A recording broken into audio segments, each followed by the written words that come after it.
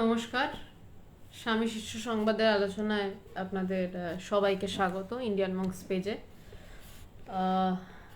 প্রায় এক সপ্তাহ মাঝে স্বামী শিষ্য সংবাদের আলোচনা হয়নি কিছু কারণবশত। আজকের যেটা আলোচনার মূল বিষয় যে আচ্ছা আমি অডিবল তো একটু বলে দেবেন, আমি মানে সবাই শুনতে পাচ্ছেন তো আমাকে, যারা ঢুকছেন ধীরে ধীরে। আজকে আলোচনার যেটা বিষয়বস্তু সেটা ত্যাগ কেমন ভাবে হয়, আর আসল কথা ত্যাগ কি বা মানে ত্যাগ করা মানে কি আমি গেরুয়া পরে বসে আছি মানে আমি খুব ত্যাগী? আমি ও থ্যাংক ইউ অঙ্কিত। আমি গেরুয়া পরে নেই একটা নর্মাল ড্রেসে বসে আছি তার মানে আমি কি ভীষণ ভোগী? বা আমি মাছ মাংস খাই না, আজকাল একটা নতুন শব্দ উঠেছে ভেগান, তারা দুধের প্রোডাক্টও খায় না।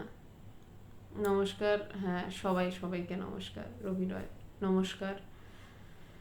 গো গ্রিন নমস্কার। হ্যাঁ গ্রিন হওয়াটা খুব দরকার। যাই হোক, আপনার প্রোফাইলের নামটা দেখে ভালো লাগলো, গো গ্রিন। তো সেটা একটা ব্যাপার যে ত্যাগটা আসলে কি। এখন যেটা বলছিলাম ভেগান, তারা দুধের কোনো প্রোডাক্ট খায় না, রেশমের বস্ত্র পরে না, প্রাণীর থেকে আহরিত যা কিছু তা তারা গ্রহণ করেন না। বলছে তার মানে কি বিশাল ত্যাগী? বলছে না, ত্যাগ মানে হচ্ছে যার বিষয় ঈশ্বর, সে ত্যাগী। সরস্বতীদি প্রণাম, সবাইকে প্রণাম। কিন্তু এবার কথা হচ্ছে এই যে ত্যাগ, যেই ত্যাগের কথা জেনে আমরা অভ্যস্ত, আমরা জানি কি যে গেরুয়া পরা মানে ত্যাগী, মাছ মাংস খাচ্ছে না ভীষণ ত্যাগী। এই এক ধরনের ত্যাগ যেটা আধ্যাত্মিকতা বেসড, আমরা জানি ও ঈশ্বরকে নিয়ে থাকে, এটা এক ধরনের ত্যাগ। আর এক ধরনের ত্যাগের কথা আমরা জানি জাগতিকভাবে, যেটাকে নিয়ে অনেক কথাবার্তা হয়, যে ও সংসারের জন্য এই ত্যাগ করেছে। সংসারের জন্য ও নিজের পড়াশোনাটা করলো না, তার বদলে ও নিজের ছোট ছোট ভাই বোনদেরকে দেখার জন্য ও সব ছেড়ে দিল, করে নিজের ভাই বোনদের বড় করলো। এটাও এক প্রকার ত্যাগ, দুটোই কিন্তু ত্যাগ। কিন্তু আমরা আজকে কথা বলছি যে একটু আধ্যাত্মিক ত্যাগ নিয়ে। তা বলে দুটো ত্যাগ যে আলাদা তা কিন্তু নয়। যে সংসারের জন্য ত্যাগ করছে, আচ্ছা আরণ্য মণ্ডল অনেকে প্রণাম জানাচ্ছেন, আরণ্য মণ্ডল প্রণাম, অভিজিৎ প্রণাম, অসিত কুমার মণ্ডল, শুভ কুমার ত্রিপুরা প্রণাম, সবাইকে প্রণাম। তো যে নিজের ভাই বোনদের জন্য নিজের স্বার্থ ত্যাগ করছে, এরকম আমরা অনেক বড় ভাই বা বড় দিদিদের দেখেছি, তারা নিজেদের ভাই বোনদের জন্য নিজেরা পড়াশোনা কম করেছেন, ছেড়ে দিয়ে টাকা রোজগারে নেমে গেছেন যাতে তাদের ভাই বোনরা দাঁড়াতে পারে। তারাও ত্যাগ করছে, তারা নিজের স্বার্থটাকে ছাড়ছে।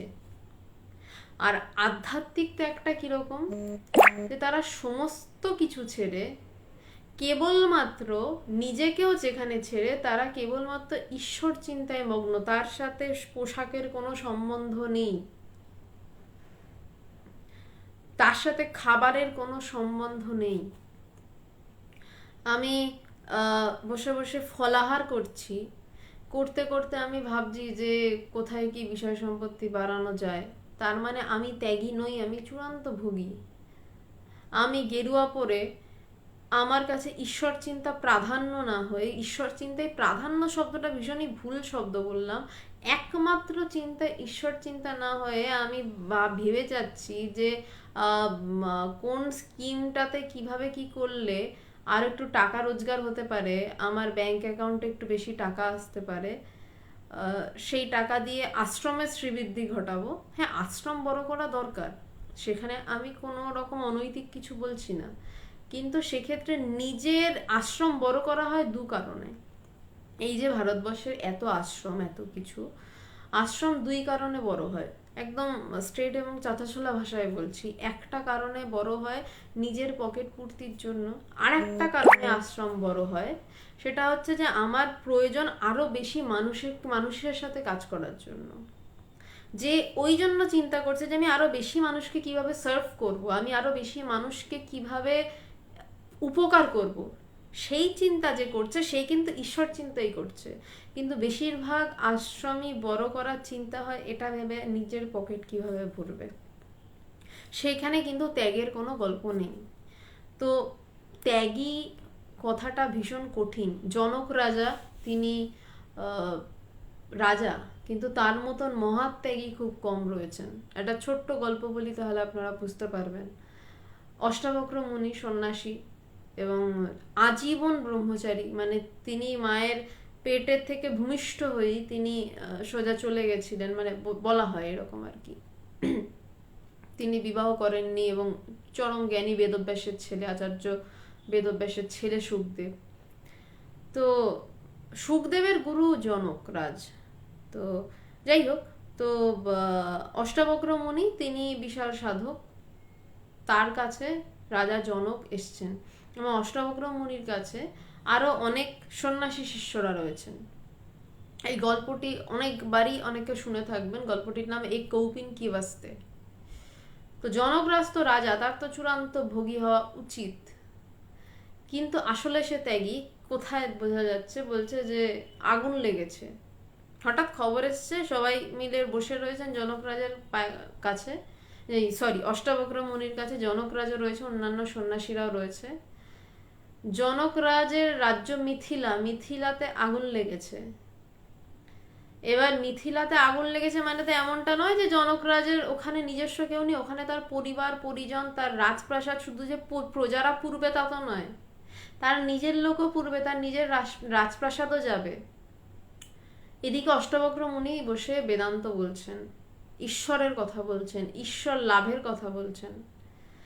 সেই সময় হঠাৎ যেই শুনেছে যে আগুন লেগেছে, তার কাছে যে সমস্ত সন্ন্যাসীরা বসেছিল তারা সবাই দৌড় দিয়েছিল বাগানে, কারণ তাদের কৌপিন, মানে সন্ন্যাসীদের একখণ্ড কাপড় থাকে, বলা হয় কৌপিনই সন্ন্যাসীদের একমাত্র সম্বল। বলছে সেই কৌপিন তারা ঝুলিয়ে রেখেছিল শুকোতে দেওয়ার জন্য, বলছে কৌপিন পুড়ে যাবে। আর রাজা জনক অবিচল গুরুর পায়ের নিচে বসে, যে কিনা রাজা, যার কিনা রাজ্য রয়েছে, যার প্রাসাদ রয়েছে, সেখানে তার সবকিছু রয়েছে। জাগতিক দিক থেকে দেখতে গেলে বলবে না তার কি দায়িত্ব নেই, আধ্যাত্মিক দিক থেকে আবার বলবো না তার কোনো দায়িত্ব নেই, কারণ তিনি টের পেয়েছিলেন, তিনি বোধ করেছিলেন যে তিনি কর্তা নন, তিনি অকর্তা। তিনি তখন উত্তর দিয়েছিলেন, মিথিলা পুড়ছে আমার কি, আমি গুরুর পায়ের নিচে বসে আছি। কারণ গুরুর পায়ের নিচে তিনি অনুভব করে ফেলেছেন যে ব্রহ্ম সত্য, জগন মিথ্যা, যে জগৎ মিথ্যা, আমার গুরুর পাই সত্য বা ব্রহ্ম সত্য। যখন আমি গুরুর পায়ের নিচে বসে আছি, আমি কেন চিন্তা করতে যাব?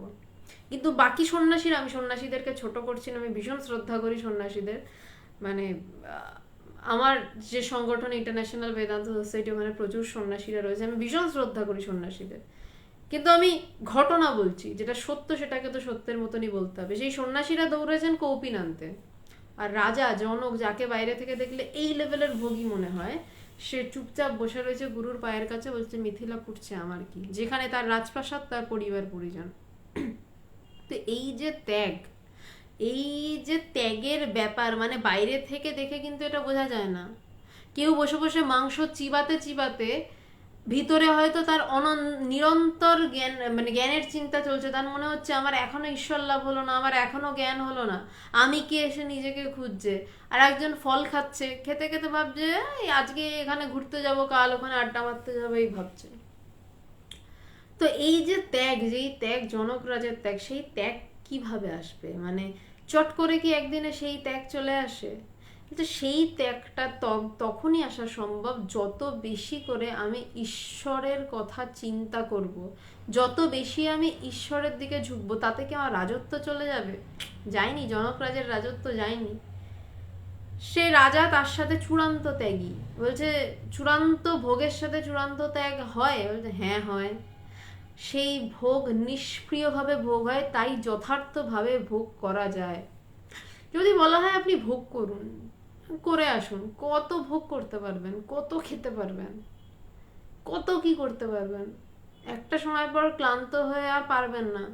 লোকে মদ খেতে ভালোবাসে, এটা আমার গুরুদেব ভগবান একদিনকে বলছিলেন যে লোকে মদ খেতে ভালোবাসে, কত মদ খাবে, মদের ফ্যাক্টরির সামনে দাঁড় করিয়ে দেওয়া হলো, কত আর এখতিয়ার তার, 10 পেগ 15 পেগ, তারপর সে শুয়ে বলবে ঘুমাচ্ছি আমি। তো ভোগেরও লিমিট থাকে। বলছে কিন্তু সেই ভোগটা ভালোভাবে কখন করা যায়, যখন সে ভোগটাকে এনজয় করতে পারে। ভোগটা তো আমরা ভোগ করব বলে করি, কিন্তু একমাত্র ত্যাগী যথার্থ এনজয় করে ভোগ করে। জনক রাজা এনজয় করে ভোগ করেছিলেন, তিনি এনজয় করে মানে আনন্দ করে ভোগ করেছিলেন। আমরা ভোগ করি কেমন জানেন তো, ওই হরিণ একটা ঘাস খাচ্ছে, ঘাস চিবাচ্ছে, আবার কিছুক্ষণ পর মাথা তুলে এদিক ওদিক দেখে বাঘ আসছে না তো, আমাকে খেয়ে নেবে না তো। আমাদের ভোগটা ওরকম, একটা সাময়িক ভোগ, এবং মাঝে মধ্যে মাথা তুলে তাকিয়ে এদিক ওদিক দেখা যে আমাকে কেউ খেয়ে নেবে না তো, আমার পিছন থেকে ক্রস করে কেউ এগিয়ে গেল না তো। কিন্তু যে ত্যাগী, তার কোনো চিন্তা নেই, সে সিংহের মতন একা ঘুরে বেড়ায়, যখন যাকে মারার মেরে খেয়ে নিল।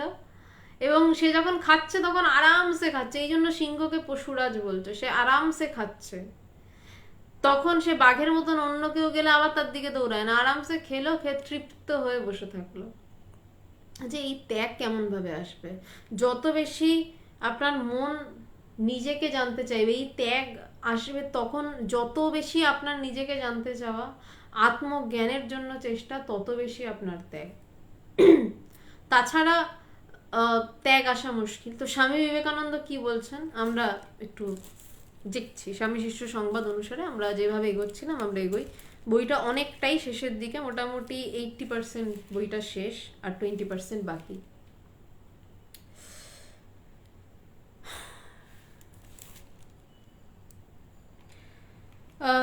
শিষ্য আগের দিন যেটুকু আলোচনা হয়েছিল যে ব্রহ্মজ্ঞান কিভাবে হতে পারে, তো স্বামীজি বলছিলেন ত্যাগ ছাড়া ব্রহ্মজ্ঞান হয় না।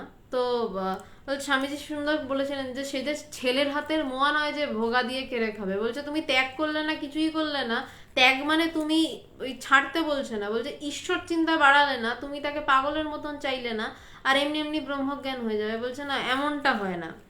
এবার শিষ্য তার এগেনস্টে প্রশ্ন করছে, কিন্তু সাধনা করিতে করিতে ক্রমে তো ত্যাগ আসিতে পারে। বলছে স্বামীজি তার আগের দিন বলেছিলেন বৈরাগ্য না এলে, ত্যাগ না এলে, ভোগ স্প্রিয়া ত্যাগ না হলে কি কিছু হবার জো আছে? সে যে ছেলের হাতের মোয়া নয় যে ভোগা দিয়ে কেড়ে খাবে, এখানে শেষ হয়েছিল আগের দিন। বৈরাগ্য না এলে, ত্যাগ না হলে কি কিছু হবার জো আছে? এবার শিষ্য বলছে সে তো তখনও অতটা ত্যাগী নয়। শিষ্য বলছে কিন্তু সাধনা করিতে করিতে ক্রমে তো ত্যাগ আসিতে পারে, মানে বলছে সাধনা করছি, করতে করতে আস্তে আস্তে তো ত্যাগ আসতে পারে। স্বামীজি বলছেন আজকে খুব ইম্পর্টেন্ট, খুব সুন্দর কথা রয়েছে।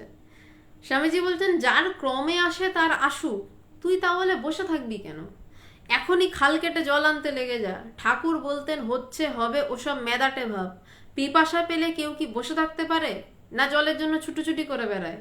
পিপাসা পাইনি তাই বসে আছিস, বিবিদিশা প্রবল হয়নি তাই মাগ ছেলে নিয়ে সংসার করছিস। স্বামীজি আজকে প্রচন্ড, মানে এই দিনের যে কথোপকথন প্রচন্ড তেজ স্বামীজি। স্বামীজি বলছে যার ক্রমে আসবে, হ্যাঁ এই সম দম তিতিক্ষা উপরতি এই রয়েছে, শাস্ত্রের বিভিন্ন পদ্ধতি রয়েছে। আমি সাধনা করব, গুরু বাক্য পালন করব, নিয়ম করে জপ করব, এইভাবে ক্রমে ক্রমেও আমার ত্যাগ আসতে পারে। কিন্তু স্বামীজি বলছে যার ক্রমে আসবে তার আসবে, তুই লেগে পড়, তোর এত চিন্তা কি? তুইও কি চাস তোর ক্রমে আসবে? স্বামীজি শরৎচন্দ্র চক্রবর্তীকে বলছে, বলছে তুই তাহলে বসে থাকবি কেন?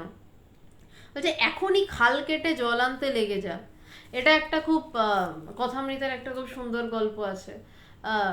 এক চাষা তার মানে সবারই নদীর সাথে তো যাদের রয়েছে মানে জমি থাকে, অনেকেই জেনে থাকবেন, যাদের জমি থাকে তারা একটা খাল কাটে যাতে জমিতে বৃষ্টি না হলে অসুবিধা না হয়।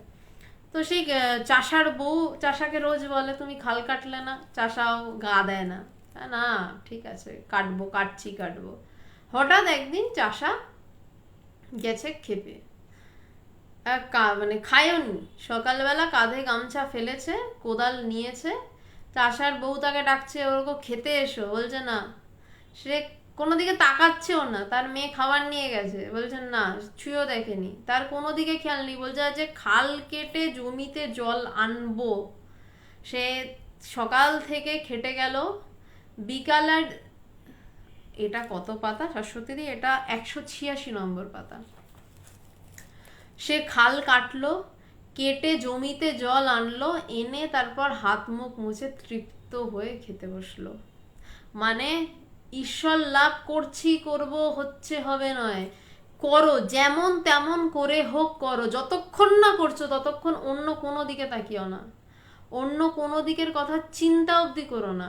যে চাষার মেয়ে ডাকছে বাবা খাবে এসো, সে তাকাচ্ছেও না, ঘুরেও দেখছে না, যে যেমন তেমন করে হোক তোমাকে আগে ঈশ্বর লাভ করতে হবে বলছে। তারপর যখন হয়ে গেল তখন সে কোদালটাও ফেলে দিল, মানে তখন তার ঈশ্বর লাভ করতে হবে তো হয়ে গেছে, আর কিছু নেই, তখন সে আরামসে খাচ্ছে। তখন সব কিছু ছেড়ে তখন আরামসে সংসার করো কি বিয়ে করো কি সন্ন্যাসী হও সেটা তোমার বিষয়, আগে তাকে জেনে নাও। ঠাকুর বলছেন যে ব্রহ্মজ্ঞান আঁচলে বেঁধে যথা ইচ্ছা তথা যাও। বলছে ব্রহ্মজ্ঞান আঁচলে বেঁধে তারপর যেখানে ইচ্ছা সেখানে যাও। তা ব্রহ্মজ্ঞান হয়ে গেলে তোমার আপনার তারপরে আপনি সন্ন্যাসী হলেন না সংসারী হলেন সেটা কারোর সাবজেক্ট নয়, আপনারও সাবজেক্ট নয়, আপনার গুরুরও সাবজেক্ট নয়। গুরু কোনোদিনই বলেন না তুমি সন্ন্যাসী হও কি সংসারী হও। আচ্ছা হ্যাঁ, সুরজিৎ ব্যানার্জি কি বলছেন, আচ্ছা সুরজিৎ দা, ত্যাগী ঠিক ঠিক ভোগ করতে পারে, তার তো কিছু হারানোর ভয় নেই। হ্যাঁ ঠিক ঠিক, ত্যাগী অ্যাকচুয়ালি ভোগী আসলে। আমরা ভোগ আর ত্যাগটা গুলিয়ে বসি, আমরা আসলে ভোগ করতে গিয়ে প্রচুর ত্যাগ করে ফেলি।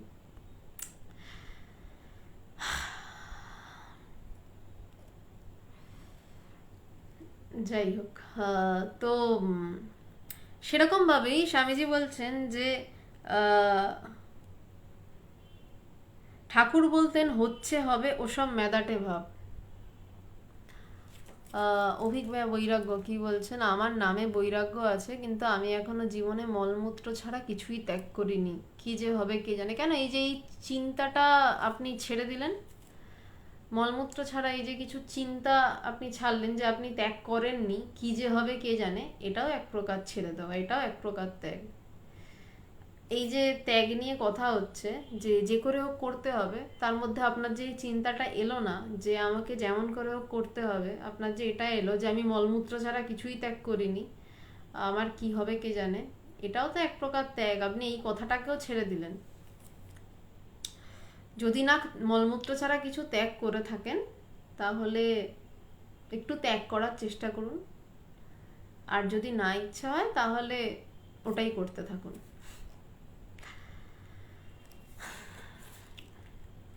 হ্যাঁ পৃথা কি বলছিস, হ্যাঁ কালকে বললি, হ্যাঁ কালকে তোকে ওই জন্যই বললাম ভালো করে সংসার কর। যাই হোক, তো ঠাকুর বলছেন যে হচ্ছে হবে ওসব মেদাটে ভাব। ঠাকুর বলছেন যে হচ্ছে হবে, আজ করব কাল করব পরশু করব, এভাবে ব্রহ্মজ্ঞান লাভ হয় না। ব্রহ্মজ্ঞান লাভ এভাবে হয়, এবং সেটা কখনোই হয় মাঝে, মানে সব সময় যে হয় তা নয়, মাঝে মধ্যে হয় যে এইবার করেই ছাড়বো যেমন তেমন করে হোক। এবং এই যারা সিরিয়াসলি ব্রহ্মজ্ঞান লাভ করতে চায় তাদের জীবনে এই ক্ষণটা আসে। যেমন ভগবানকে তার গুরুদেব দীক্ষা দেওয়ার পর চিঠি লিখছেন, ভগবান চেষ্টা করছেন, হঠাৎ ভগবানের মনে হলো না এইবার আমাকে জ্ঞান লাভ করতেই হবে, যেমন করে হোক জ্ঞান লাভ করতে হবে। ভগবান ছুটি নিয়ে নিলেন অফিসের, ছুটি নিয়ে সব কিছু ছেড়ে দিয়ে বসে গেলেন যে আমাকে ব্রহ্মজ্ঞান লাভ করতেই হবে, তারপর অন্য কথা। সেখানে ভগবানের 3 দিনের মাথাতে তখন নির্বিকল্প সমাধিতে ডুবে গেলেন 1984 সালের ঘটনা এটা। তো কখনো এইরকম ব্যাপার হয় যে মানে কখনো মানে এটা একদিনে হয় না, কিন্তু এটা চর্চা করতে করতে কখনো ভিতর থেকে এইরকম একটা ধাক্কা আসে। যেমন এই চাষাটি রোজ তার বউ তাকে বলতো খাল থেকে জল আনো, খাল কেটে জল আনো জমিতে, সে হ্যাঁ করছে, হঠাৎ সে একদিন সকালে শাবল নিয়ে বেরিয়ে পড়লো আজকে জল না এনে ছাড়বো না। ঠিক তেমনই এই কথা শুনতে শুনতে, কথাটা কিন্তু শুনতে হবে, সে চিন্তাটা থেকে বেরিয়ে যায়নি। সে যদি বউকে বলতো না আমি তো আর চাষাবাদ করবো না, চলো শহরে গিয়ে ওখানে একটা শপিং মলের সিকিউরিটি গার্ড হয়ে যাই, সে সেটা করলে কিন্তু আর হতো না। চিন্তাটা থেকে বেরিয়ে গেলে হবে না, মানে বেদান্ত চর্চা থেকে বেরিয়ে গেলে হবে না, এই চিন্তাটা থেকে বেরিয়ে গেলে হবে না, ক্রমাগত শুনতে হবে। শুনতে শুনতে হঠাৎ একদিন ক্লিক করে যায় যে যেমন করে হোক এবারে ব্রহ্মজ্ঞান লাভ করে ছাড়বো, এই বসলাম, সেইটা আলাদা বসা হয়। অপুচন্দ্র বর্মন ভোগের পরেই ত্যাগ, হ্যাঁ ভোগের পরেই তো ত্যাগ, নইলে হয় না। পবিত্রবাবু, হ্যাঁ অভিক বৈরাগ্য, হ্যাঁ ধন্যবাদ। তো ঠাকুর বলছেন হচ্ছে হবে ওসব মেদাটে ভাব, পিপাসে পেলে কি কেউ বসে থাকতে পারে না? জলের জন্য ছুটাছুটি করে বেড়ায়। পিপাসা পাইনি তাই বসে আছিস। আমাকে অনেকে বলেছে, মানে আমি তো ব্রহ্মজ্ঞান লাভ করতে চাই, এটা ছাড়া আমার আর কোনো বিষয় নেই। তারপর যখন বলছে আচ্ছা কতটা চেষ্টা করছো, করবো তো হবে, এই সব একদম বাজে কথা, একদম বেকার কথা। আমি বলছি না, এটা স্বামীজি বলছেন, এবং এটা এখন স্বামীজি বলছেন এবং তার লিগাসি মেনটেন করে এখন আমি বলছি, উত্তরাধিকার সূত্রে আমি বলছি যে যদি জল তেষ্টা কারোর পায়, সে পাগলের মতন জল খুঁজবে। ওই কাকের গল্পটা আছে না, তার জল তেষ্টা পেয়েছে, কলসির নিচে জল, সে পাথর এনে এনে জলে ফেলে জলের স্তর উঁচু করে জল খাচ্ছে, যেমন তেমন করে হোক সে জল খাচ্ছে। আর আপনার ব্রহ্মজ্ঞান লাভ করতে হবেই মনে হচ্ছে, ওটা ছাড়া আপনি থাকতে পারছেন না, কিন্তু আপনি সেটার জন্য চেষ্টা করতে পারছেন না। আপনি তার জন্য কোথাও যেতে পারবেন না, বাড়িতে বসে বসেই হবে। আপনি আপনার ছেলেকে ছাড়া থাকতে পারেন না, আপনি আপনার মেয়েকে ছাড়া থাকতে পারেন না, আপনি আপনার সংসার ছাড়া থাকতে পারেন না। এটা হচ্ছে আসল কথা। আপনাকে যদি সংসার থেকে দুদিনের জন্য সরিয়ে নিয়ে যাওয়া হয়, তখন আপনি পাগল হয়ে যাবেন। কিন্তু ব্রহ্মজ্ঞানের জন্য আপনি ওরম পাগল হননি, মানে আমি কাউকে নির্দেশ করে বলছি না, আমি বলছি আর কি, ব্রহ্মজ্ঞানের জন্য আমরা ওরকম পাগল হই না, সেই জন্য আমরা শান্তিতে থাকতে পারি। যে হ্যাঁ হবে, হচ্ছে, কিন্তু আমরা মুখে বলি হ্যাঁ আমার তো চাই। আরে এটা মুখে বলার বিষয় নয়, এটা মুখে বলে বাহবা পাওয়ার কিচ্ছু নয়। আপনি কতটা চান, আপনার পাগলামো কতটা বেড়েছে, আপনি কতটা ছটফট করছেন, আপনি নিজে বুঝবেন। ঈশ্বর না করুন আপনার ছেলে বা মেয়ে যদি কখনো এই বাচ্চা বেলায় মেলায় হারিয়ে যায়, তখন বাবা মার পাগলামো দেখেছেন? ব্রহ্মজ্ঞান লাভের জন্য ওই রকম পাগলামো নিজের জন্য মধ্যে হয়েছে কখনো? যদি না হয় তাহলে ওটা বলবেন না হ্যাঁ আমার তো ভীষণ চাহিদা, না আপনার চাহিদা হয়নি, হয়নি। সেই চাহিদা হলে পাগলামো করতেন, যেভাবে একটা মা হারিয়ে যাওয়া বাচ্চাকে খোঁজে সেরকম ভাবে খুঁজতেন, সব কিছু ছেড়ে খুঁজতেন। মানুষের মুখেই বলে না আমার তো লাগবে, আমার তো লাগবে, আসলে তার লাগেনি। তাই স্বামীজি বলছেন যে পিপাসা পাইনি তাই বসে আছিস, যে তোর জল তেষ্টা পাইনি, খালি বেকার বলছিস আমি জল তেষ্টা পেয়েছে। যদি জল তেষ্টা পেতো তো এক্ষুনি চেষ্টা শুরু করতিস, এক্ষুনি চেষ্টা শব্দটাও আসতো না, আমি করব। ওই চাষাটার মতন শাবল নিয়ে মাঠে চলে যাওয়া হতো। মানে ব্রহ্মজ্ঞানে তো শাবল নিয়ে মাঠে যাওয়া না, এখানে শাবল হচ্ছে নিজের চিন্তা, আর ঘুরতে হবে নিজেকেই, তবেই ভিতর থেকে সেই জল ওঠে। ভিতর থেকে জল তবেই ওঠে যদি ওই মন নামক শাবল দিয়ে আমি নিজেকে নিজে খুঁড়তে পারি। এখানে মাঠেও যাওয়ার দরকার হচ্ছে না, সারাদিন শাবল চালাতেও হচ্ছে না, এখানে কি করতে হচ্ছে, বসে এক জায়গায় ক্রমাগত নিজেকে খুঁড়তে হচ্ছে, যতক্ষণ না আমি সেই ব্রহ্ম নামক জল পাচ্ছি নিজের ভিতর থেকে। যে পিপাসা পাইনি তাই বসে আছিস, বিবিদিশা প্রবল হয়নি, বলছে তোর চাহিদাই প্রবল হয়নি, তাই মাক ছেলে নিয়ে সংসার করছিস। বলছে সেটাতে তো তোমার আটকাচ্ছে না, সেখানে একটু আটকানো হলে তুমি পাগল হয়ে যাও, হিল্লি দিল্লি এক করে ফেলো, আর মুখে বলবে ব্রহ্মজ্ঞান চাই কিন্তু হচ্ছে না, এই সেই হ্যান ত্যান। ইয়ার কি হচ্ছে? প্রচুর মানুষকে বলতে শুনি আমি, কিন্তু না কিভাবে ব্রহ্মজ্ঞান লাভ করব, না ইউটিউবে স্পিচ শুনি, অনলাইনে আমরা স্পিচ শুনি ঘরে বসে বসে, তারপর ধ্যান ধারণা করি ভীষণ ব্রহ্মজ্ঞান চাই। ইয়ার কি হয় এগুলো? আধ্যাত্মিকতা লাইভে শুনে কোনোদিনও হয় না। বড়জোর এই যে মানে এই কথাগুলো শুনে কারোর একজনেরও যদি মানে মনে হয় যে আমাকে দৌড়াতে হবে আমার গুরুর কাছে, আমার গুরুর পায়ের নিচে বসে বলতে হবে আমাকে জ্ঞান লাভ করাও, আমাকে কৃপা করো, এইটুকু লাইভের কর্তব্য। এর বেশি লাইভ আপনাকে ব্রহ্মজ্ঞান লাভ করাতে পারে না, নিশ্চিন্ত থাকুন। আমি লাইভ করতে করতে বারবার বলেছি, আবারও বলছি, ইউটিউব দেখে ফেসবুক লাইভ দেখে আপনার বড়জোর ভিতরে চাহিদা প্রবল হতে পারে। ওই যে বউ ক্রমাগত কানের কাছে বলছে যে এখনো খাল থেকে জল আনলে না, এখনো খালটা কেটে জমিতে আনলে না, এইটা হচ্ছে এই লাইভ বা ইউটিউব এদের কাজ। কোনো দিন আপনার আধ্যাত্মিকতা কখনো এইসব শুনে বাড়িতে বসে আরাম করে হতে পারে না। এই আরামের বিষয় নয়, এর জন্য ছটফটানি লাগে, পাগলামো লাগে, গুরুর পায়ের নিচে বসা লাগে। লাইফটা কেন 1 বছরেরও উপর, প্রায় 1 বছরেরও উপর চলছে চলছে করা হচ্ছে, তার কারণ এই বারবার বলে যাওয়া। যদি একটা মানুষেরও এর মধ্যে মনে হয় যে না এবার আমাকে দৌড়ে গিয়ে বসতে হবে, এবার আমাকে, কারোর তো একদিনে হয় না, শুনতে শুনতে হয়, বারবার বলতে বলতে হয়, যে শুনতে শুনতে যদি মনে হলো না এবার আমাকে জ্ঞান লাভ করতেই হবে, গুরুর পায়ের নিচে বসে বসে গেল সে, সেই একটা মানুষের জন্য এই লাইফটা কতজন দেখছে, তাই জন্য আমরা কখনো দেখিনি। এই পেজটাকে, ইন্ডিয়ান মংস পেজটাকে অনেকবার রিপোর্ট করা হয়েছে, আমরা কোনোদিন সেটা নিয়ে কথা বলিনি, আজকে বলছি। এই পেজটাকে অনেকবার রিপোর্ট করা হয়েছে, একটা সময় এমন হয়েছে যে 150 জনের মানুষ লাইভ দেখছেন, তারপর একটা সময় হয়েছে 20 জন মানুষ লাইভ দেখছেন, পেজটাকে প্রচুর রকমের রিপোর্ট করা হয়েছে, কিন্তু আমরা তখনও সিদ্ধান্ত নিয়েছিলাম একজন মানুষও যদি দেখেন, রিপোর্ট করা হলে আপনারা জেনে থাকবেন যে রিচ পৌঁছায় না, মানে আপনাদের কাছে নোটিফিকেশনই যাবে না যে আদৌ লাইভ শুরু হচ্ছে বা লাইভের হওয়ার কথা বা কিছু। সেই সময় আমরা লাইভ চালিয়ে গেছি শুধু একটা কথা ভেবে যে একজন মানুষও যদি দেখে তাহলে সেটাই লাভ।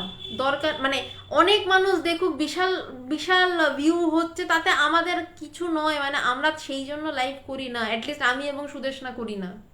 আমরা এই জন্য লাইভ করি যে একটা মানুষেরও যদি ভিতর থেকে ওই ধাক্কা আসে যে আমার এখনো জ্ঞান হলো না, আমাকে এবার ছুটতে হবে, আমাকে জ্ঞান লাভ করতে হবে, এই জন্য আমাদের লাইফটা করা। তো যাই হোক, এখন আবার ওই রিপোর্টের থেকে আজ এখন অনেকটা বেটার, মানে এখন অনেক মানুষ নোটিফিকেশন পাচ্ছেন যে হ্যাঁ হচ্ছে, কিন্তু এখনো সম্পূর্ণভাবে পেজটা ওই রিপোর্টের থেকে বেঁচে উঠতে পারেনি। জানি না কাদের, মানে জানি অবশ্য কারা রিপোর্ট করেছেন বা কেন করেছেন, ঈশ্বরীয় কথা বলছি আমরা, সেটা তো সবার পছন্দ নয়, যাই হোক। তো মানে এই রিপোর্টটা একমাত্র যেতে পারে আপনাদের কমেন্ট করাতে, মানে মানে প্রচুর যখন কমেন্ট পড়ে তবে সেই পেজের রিপোর্ট সেকশনটা আস্তে আস্তে কাটতে থাকে। তো প্রায় 1 মাসের একটু কম সময় সেই রিপোর্টটা নিয়ে আমরা চলছি, এবং মানে ফেসবুক পেজটাকে রিপোর্ট করা হলো, তারপর মানুষ নোটিফিকেশন চায় না, কিছু চায় না আর কি, এরকম আর কি। তো আজকে আবার দেখছি আস্তে আস্তে 70-80 জন, এবং অনেকে বলছেন হ্যাঁ এখন নোটিফিকেশন পাচ্ছি। তো মানে জাস্ট আমি বলছি আপনাদের ইচ্ছা হলে করতে পারেন বা নাও করতে পারেন, কারণ যেটা ভালো জিনিস আমার মনে হয় সেটা প্রচুর মানুষের কাছে ছড়িয়ে যাওয়া উচিত। আপনারা যদি একটু কমেন্ট সেকশনে কমেন্ট করা বাড়ান, যদি আপনাদের ইচ্ছা হয় পরে বা যে কোনো সময় সুযোগ পেলে, তাহলে পেজের রিপোর্টের এই সমস্যাটা একটু কাটেই আর কি। যাই হোক, তো বলছেন যে বিবিদিশা প্রবল হয়নি তাই মাক ছেলে নিয়ে সংসার করছিস, বলছে তোর ইচ্ছা প্রবল নয় তাই সংসার করছিস, শিষ্য বাস্তবিক কেন যে ওইরূপ সর্বস্ব ত্যাগের বুদ্ধি হয় না তাহা বুঝিতে পারি না। স্বামীজি তো প্রচন্ড তেজিয়া নয় বলছেন। তো স্বামীজিকে শিষ্য তখন বলছে বাস্তবিক কেন যে ওইরূপ সর্বস্ব ত্যাগের, যে এই যে লাইনটা পড়ছি আমি, এই নিয়ে 3 নম্বর বার পড়ছি, এটা আপনাদের অনেকেরই লাইন, আরেকবার মন দিয়ে শুনুন। শিষ্য বলছেন যে বাস্তবিক কেন যে ওইরূপ সর্বস্ব ত্যাগের বুদ্ধি হয় না তাহা বুঝিতে পারি না, আপনি ইহার একটা উপায় করিয়া দিন। বলছে যে কেন যে হচ্ছে না আমরা বুঝতে পারছি না, আপনি একটা উপায় করিয়ে দিন। পবিত্রবাবু কি বলছেন, বলছেন যে সত্যি বলতে এখানে যারা শুনছেন আমিষও আমাদের থাকলে আমরা সেটিকে অনুভব করতে পারতাম, আর অনুভব হলে কথা বা ভাষাতে আমাদের থাকবে না। না, লাইভ শুনে পবিত্রবাবু অনুভব হয় না, মানে এর মধ্যেও মানে আমি, মানে আজকে কথা বলতে বলতে অনেকটা ব্যক্তিগত এক্সপিরিয়েন্স শেয়ার করছি, আশা করি আপনাদের অসুবিধা নেই, আর অসুবিধা হলে বলবেন, আমি তাহলে একদম টেক্সটে ঢুকে যাব। তো ব্যাপারটা হচ্ছে যে এর মধ্যে আমরা চেয়েছিলাম, মানে এটা আমরা যখন লাইভ শুরু করি তখন আমরা ভেবেছিলাম যে বছরে যদি 5 জন মানুষ এমন থাকে যে এই লাইভ শুনে তাদের গুরুর কাছে তারা গিয়ে ব্রহ্মজ্ঞান লাভের চেষ্টা করছে, তাই অনেক। তার মধ্যে একজনেরও যদি কিছুমাত্র অনুভব হয় তাই অনেক। কিন্তু সত্যি বলছি গত 1 বছরে প্রচুর মানুষ জানিয়েছেন যে তারা আধ্যাত্মিকতা চান, তারা ব্রহ্মজ্ঞান লাভ করতে চান, এবং তাদের মধ্যে কয়েকজনের কিছু অনুভবও হয়েছে ভগবানের কাছে গিয়ে, মানে আমাদের লাইফটা যেটা আমরা ক্রমাগত যে ওই যে চাষির বউয়ের মতন বলে যাচ্ছি, আমাদের বলাটা ব্যর্থ হয়নি, এটা ঠিক। তবে হ্যাঁ, চেষ্টা আরও বাড়াতে হবে, মানে হচ্ছি হবে বলে নয়, অনেক দিন হলো, এবার ব্রহ্মজ্ঞান লাভ যেমন তেমন করে হোক করুন, আপনাদের গুরুর কাছে যান, যার গুরু রয়েছে তিনি যান, যার নেই তিনি পারলে চেষ্টা করুন, খুঁজুন। যাই হোক, তো তা সবার যেই কথা সেই কথাই শিষ্য জিজ্ঞাসা করেছে, বলছে যে কেন যে আমার এই সর্বস্ব ত্যাগের বুদ্ধি হয় না, আমি বুঝতে পারি না, আপনি এটার একটা উপায় করে দিন। শেষ অবধি গিয়ে গুরুর পাই ধরতে হয় যে আমার যে কেন হচ্ছে না গুরু, আপনি একটা উপায় করে দিন। স্বামীজি বলছেন উদ্দেশ্য ও উপায় সবই তোর হাতে, আমি কেবল স্টিমুলেট করে দিতে পারি। এই সব সৎ শাস্ত্র পড়ছিস, এমন ব্রহ্মজ্ঞ সাধুদের সেবাও সঙ্গ করছিস, এতেও যদি না ত্যাগের ভাব আসে তবে জীবনই বৃথা। তবে একেবারে বৃথা হবে না, কালে এর ফল তেড়ে ফুড়ে বেরোবেই বেরোবে। স্বামীজি বলছেন যে, স্বামীজিকে বলছে আমার তো কিছুতেই এত কিছু করছি, এত শুনছি, তাও আমার ত্যাগের ভাব আসছে না, আপনি একটু উপায় করে দিন। এ সমর্পণ করছে গুরুর কাছে, গুরুর কাছে এমন করে সমর্পণ করতে হয়। তাই এই এই সমর্পণ ছিল বলে কিন্তু তিনি এই রকম একটা বই লিখতে পেরেছেন, যেখানে তিনি তার নিজের দুর্বলতাকেও পরিষ্কার করে দিচ্ছেন। এবং তিনি যে পরে কেমন ত্যাগী হয়েছিলেন সেই গল্পটা আমি বলছি, আগে এই জায়গাটা থেকে বেরোই। বলছে যে স্বামীজি বলছেন উদ্দেশ্য এবং উপায়। উদ্দেশ্যটা কি না, আমি সর্বস্ব ত্যাগী হতে চাই, মানে সন্ন্যাসী হতে চাই তা নয়। সর্বস্ব ত্যাগী এক্ষেত্রে বলছে যে মানে আমি একমাত্র ঈশ্বর চিন্তা করতে চাই। স্বামীজি বলছেন এটা উদ্দেশ্য। আর উপায়, বলছে উপায় তো তুই নিজেই, যে উপায় তো আমরা নিজেই, আমরাই সংসার আঁকড়ে থাকি। বলছে ওখান থেকে ছেড়ে তোমার ব্রহ্মজ্ঞান লাভটাকে বিষয় করো। বলছে এটাই উপায়, এটাই আমার উপায়, আমি নিজেই নিজের উপায়, আমার উদ্দেশ্য হচ্ছে ব্রহ্মজ্ঞান লাভ। যে উদ্দেশ্য উপায় সবই তোর হাতে, আমি কেবল স্টিমুলেট, ওই বিষয়ের বাসনা মনে প্রবল করে দিতে পারি। স্বামীজি বলছেন আমি কেবল ওই বিষয়ের বাসনাটাকে একটু নাড়িয়ে দিতে পারি। গুরু কি করেন, বলছে যে গুরু যে কাজটা করে সেটা হচ্ছে গুরু তো সেই দ্বার খুলে দেন। এই যে ক্রমাগত বেদান্ত চিন্তা, বেদান্তের কথা, এই যে লাইভে 1 বছর ধরে আমরা বলে যাচ্ছি, ব্যাস আমরা জাস্ট ওই জায়গাটাকে যে না করতে হবে, করতে হবে, যেমন করে যেতে হবে। আপনারা যারা শুনছেন, আমরা বেশ একটা একটা বেশ মানে আপনারা প্রণাম জানান, আমি প্রণাম জানি, আপনারা প্রশ্ন করেন, উত্তর দিয়ে একটা বেশ সুন্দর একটা পারিবারিক মানে মানে কিছু একটা শব্দ ব্যবহার করতে হয়, তাই বলছে একটা সুন্দর সম্পর্ক তৈরি হয়ে গেছে। বলছে সেখান থেকে কি করি না স্টিমুলেট করতে পারি যে এখন আপনারা কেন চাইছেন না, যখন ব্রহ্মজ্ঞান লাভ করা যায় সেটা যখন আপনিও করতে পারেন তো কেন চেষ্টা করছেন না, যেটা ভোগ, যেটা আলটিমেট ভোগ, সেটা কেন করছেন না। বলছেন এই জায়গাটাকে কেবলমাত্র স্টিমুলেট করে দেওয়া যেতে পারে, বাকি উদ্দেশ্য ব্রহ্মজ্ঞান লাভ, উপায় আপনি নিজেই, কেউ আপনাকে কিছু করে দিতে পারে না। একমাত্র গুরু পারে। গুরুর পায়ের নিচে বসে যদি বলা হয় যে গুরু আমাকে আমাকে পথে নিয়ে আসুন, গুরু এক চুটকিতে মনের অনেক কিছু বদলে দিতে পারেন। এটা আমি আমার গুরু সঙ্গ করে বুঝেছি যে গুরু কি জিনিস ভগবানের সাথে থেকে। এবং প্রত্যেকেই তার গুরুকৃপা অবশ্যই টের পান, আমি নিশ্চিত করে এটা বলতে পারি। বলছে স্বামীজি বলছেন এত সব সৎ শাস্ত্র পড়ছিস, বলছে এত শাস্ত্র পড়ছিস, এমন ব্রহ্মজ্ঞ সাধুদের সেবা ও সঙ্গ করছিস। স্বামী বিবেকানন্দের সেবা করছে, সে সে স্বামী বিবেকানন্দের প্রিয়তম শিষ্য, তার সঙ্গ করছে।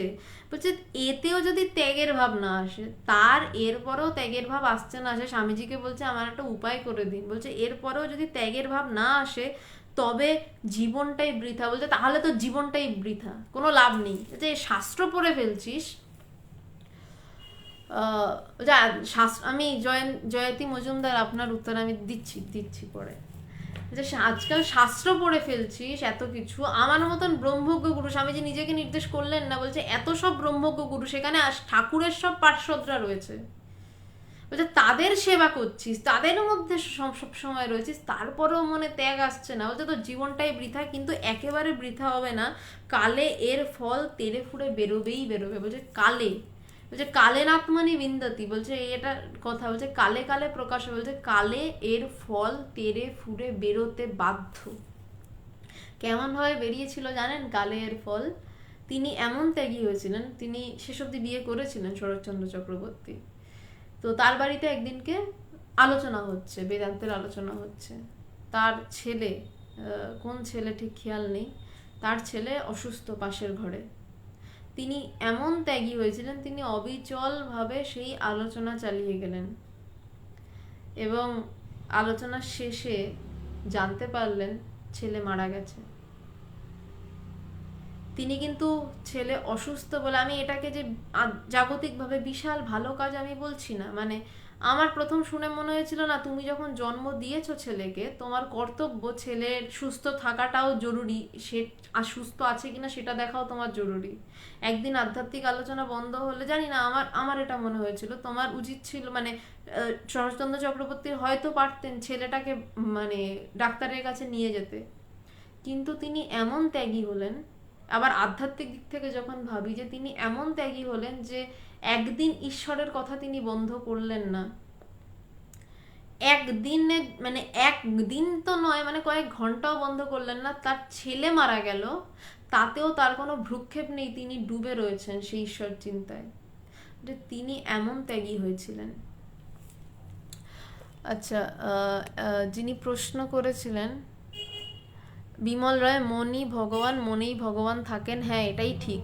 মনই ভগবান নয়, মন উড়ে গেলে যাহা পড়ে থাকে তাহাই ব্রহ্ম, তাহাই ভগবান, তাহাই আত্মা, তাহাই আপনি। মন ভগবান নয়। আর মন দিয়ে আমরা ব্রহ্মকে খুঁজি, তাই সেটা একটা ব্যাপার। আচ্ছা, কি একজন প্রশ্ন করছিলেন গুরুর সম্পর্কে, জয়তী মজুমদার, কিভাবে খুঁজবো? অনেক অনেকেই তো ইচ্ছা। জয়তী মজুমদার, আপনার প্রশ্নটা হ্যাঁ পেয়েছি। কিভাবে গুরু খুঁজবো? আজকাল বিশ্বাসটাই তো করা মুশকিল। হ্যাঁ, অবশ্যই বিশ্বাস করা ভীষণ মুশকিল। আশ্রম আশ্রম বলে একটি ওয়েব সিরিজ রিলিজ করেছে, পার্ট 3 আমি দেখছিলাম, প্রথমটার থেকেই দেখছি। অ্যাকচুয়ালি সত্যি কথা বলতে আধ্যাত্মিকতা যেই সাবজেক্টটা, একমাত্র নিজের সাথে নিজের বিষয়।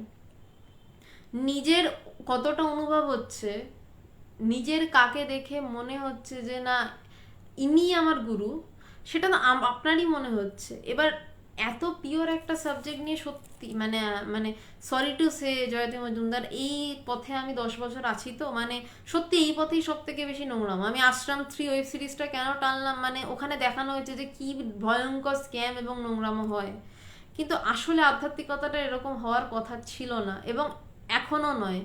যেটা 2 নম্বরই সেটা 2 নম্বরই হয়, যেটা ভণ্ড তাকে ভণ্ডই বলা হয়। ভণ্ড আর সাধু এই দুটো শব্দ কখনো এক হতে পারে না।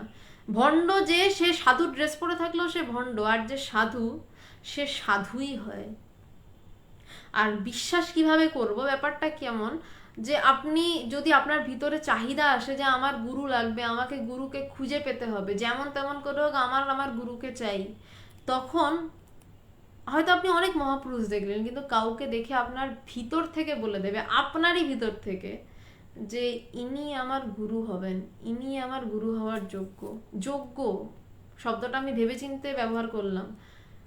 গুরুকেও শিষ্যের যোগ্য হতে হয়, শিষ্যকেও গুরুর যোগ্য হতে হয়। তখন ভিতর থেকে বলে দেবে হ্যাঁ ইনি আমার গুরু।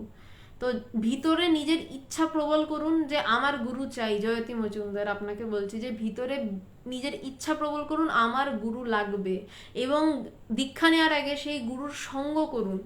এমন কাউকে গুরু করবেন না যার সাথে আপনি সঙ্গ করতে পারবেন না। আমার যে অনুষ্ঠান 3 দিনের, সোম, বুধবার এবং শুক্রবার, এই অনুষ্ঠানটার নাম দেওয়া হয়েছে গুরু পরম্পরা। কেন দেওয়া হয়েছে, সেদিনই লাইভ করতে করতে হঠাৎ এই শব্দবন্ধটা মাথায় এলো। কারণ আমি সোমবার আলোচনা করছি স্বামী শিষ্য সংবাদ, স্বামী বিবেকানন্দ তার শিষ্যের সাথে ইন্টারাকশন করছেন, ডাইরেক্ট ইন্টারাকশন হচ্ছে গুরু শিষ্যের, এটা ছাড়া জ্ঞান লাভ হয় না।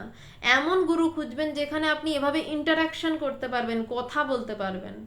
তারপর বুধবার আলোচনা করছি যোগা বশিষ্ঠ সার নিয়ে, সেখানেও রামচন্দ্র, সেই সত্য যুগে রামচন্দ্র বশিষ্ঠ মুনির সাথে ইন্টারাকশন করছেন, বশিষ্ঠ মুনি রামচন্দ্রকে শিক্ষা দিচ্ছেন। মানে যে সেই সত্য যুগ থেকে দেখুন গুরুর সাথে শিষ্যের কথোপকথন হচ্ছে, এইভাবেই শিষ্যের মনে ধোঁয়াশা কাটছে। তারপর কলিযুগে স্বামীজি এবং শরৎচন্দ্র চক্রবর্তী। শুক্রবার আলোচনা করছি ভগবান এবং তার গুরুদেব স্বামী পবিত্রানন্দজির ইন্টারাকশন নিয়ে। পবিত্রানন্দজি যার চিঠি লিখতেন ভগবানকে, যেই চিঠি পড়ে ভগবান নির্বিকল্প সমাধিতে ডুবে গেলেন, সেই চিঠি নিয়ে ইন্টারাকশন করছি। মানে আর এখন আমি ভগবানের সাথে ইন্টারাকশন করি, এবং আমি আপনাদের সামনে কথা বলছি, বা আপনারা আমার মানে আমি অবশ্যই গুরু নই, আমি একদম গুরু নই, গুরুপদ বাচ্চার ধারে কাছেও আমি যাই না, আমি মানে বারবার বলছি, কিন্তু মানে আপনাদের সাথে আমার কথাবার্তা হচ্ছে আর কি। তো এই সেই সত্য যুগ, সেই রামের সময় থেকে যেমন দেখা যাচ্ছে যে গুরুর সাথে কথাবার্তা বলতে হবে। শুধু দীক্ষা নিলেন, চলে এলেন, বাড়ি বসে ধ্যান করছেন, বই পড়ছেন, হ্যাঁ একটা স্টেজ অবধি যাওয়া যায়, অবশ্যই যাওয়া যায়, কিন্তু এই গুরুর সাথে ইন্টারাকশনটা যদি এত জরুরি না হতো তাহলে সেই সত্যযুগ থেকে এই যুগ অবধি এটা বহমান থাকতো না। তো এমন কাউকে গুরু করবেন যার সাথে আপনি আপনার সমস্যা নিয়ে কথা বলতে পারবেন। দ্বিতীয় কথা এখানে, যে আপনার ভিতরে চাহিদা বাড়ান, আপনার গুরু লাগবে। কেন লাগবে? আপনার ব্রহ্মজ্ঞান লাভের জন্য গুরু লাগবে। আপনার গুরু আপনার জাগতিক সমস্যার সমাধান করেন, করবেনও হয়তো, কিন্তু সেটা এক্সট্রা, তার জন্য নয়। আপনার ব্রহ্মজ্ঞান লাভ করতে হবে, আপনাকে নিজেকে জানতে হবে, তাই আপনার গুরু লাগবে। অটোমেটিক্যালি আপনি দেখবেন আপনার ঘটনাক্রম এমন হচ্ছে আপনাকে আপনার গুরুর সামনে এনে দাঁড় করিয়ে দিচ্ছে, এবং তখন আপনার ভিতর থেকে মনে হচ্ছে হ্যাঁ ইনি আমার গুরু। কিন্তু এখানে একটা কিন্তু রয়েছে, গুরুকে গুরু পদে বরণ করে নেওয়ার আগে আপনি যতদিন ইচ্ছা, যেমন করে ইচ্ছা গুরুকে পরীক্ষা করুন, বারবার দেখে নিন। ভগবান যখন তার গুরুদেব পবিত্রানন্দজির কাছে যান, ভগবান পাগলের মতন গুরু খুঁজছেন, তখন যেখানেই মহাপুরুষের সন্ধান পাচ্ছেন ছুটে যাচ্ছেন, কোথাও মন ভরছে না। পবিত্রানন্দজিকে দেখে ভগবানের প্রথম দিন মনে হলো আরে ইনি তো আমার গুরু। পবিত্রানন্দজিকে অন দ্য ফার্স্ট ডে ভগবান বললেন যে আমাকে দীক্ষা দিন। পবিত্রানন্দজি বললেন না, তুমি আমায় প্রথম দিন দেখেছো, তুমি আমাকে আরো 7 দিন দেখো, তারপর এসে বলো। ভগবান 7 দিন আর যায়নি, 3-4 দিন পর গিয়ে বলেছেন না আপনিই গুরু, কারণ ভিতর থেকে বলে দিয়েছে। তো যখন কাউকে গুরুপদে বরণ করার আগে যেমন ভাবে পারেন দেখে নিন, কিন্তু তারপর যখন তিনি আপনার গুরু হয়ে গেলেন এবং আপনিও গ্রহণ করলেন হ্যাঁ ইনি আমার গুরু, দীক্ষা হয়ে গেল, তারপর গুরু যদি আপনাকে ছাদ থেকে ঝাঁপও মারতে বলে, মন যেন এমন হয় যে আমি তখন এক মুহূর্ত ভাববো না কি, কেন, কি জন্য আমি ঝাঁপ মারবো। এটা আমার কথা নয়, এটা স্বামী বিবেকানন্দ যখন এই শিষ্য শ্রী শরৎচন্দ্র চক্রবর্তীকে দীক্ষা দেওয়ার আগে প্রশ্ন করেছিলেন যে গুরু বলছিস, কিন্তু আমি যদি বলি ছাদ থেকে ঝাঁপ মারতে পারবি? শরৎচন্দ্র চক্রবর্তী উত্তর দিয়েছিলেন হ্যাঁ পারবো। স্বামীজি বলেছিলেন তবে ঠিক আছে, তবে দীক্ষা নে। আমরা সবাই দীক্ষা নিই কেন? ওই দীক্ষা নিলাম একটু মন শান্ত হবে, মন্ত্রতন্ত্র জপ করব। দীক্ষার মানে আসলে সেটা নয়। আসল হচ্ছে আমি ছাদ থেকে ঝাঁপ দিতে বলবো, পারবি তো?